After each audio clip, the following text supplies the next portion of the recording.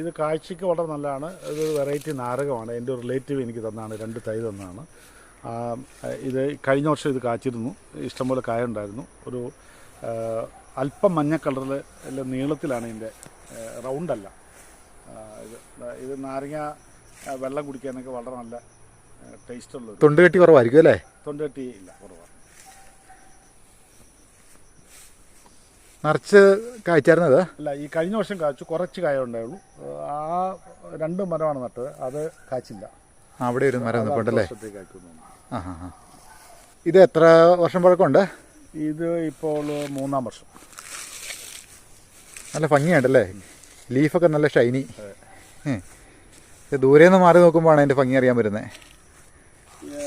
ഈ വീടിനെ ചുറ്റും എനിക്ക് 50-52 ഫ്രൂട്ട് പ്ലാന്റ്സ് ഉണ്ട്.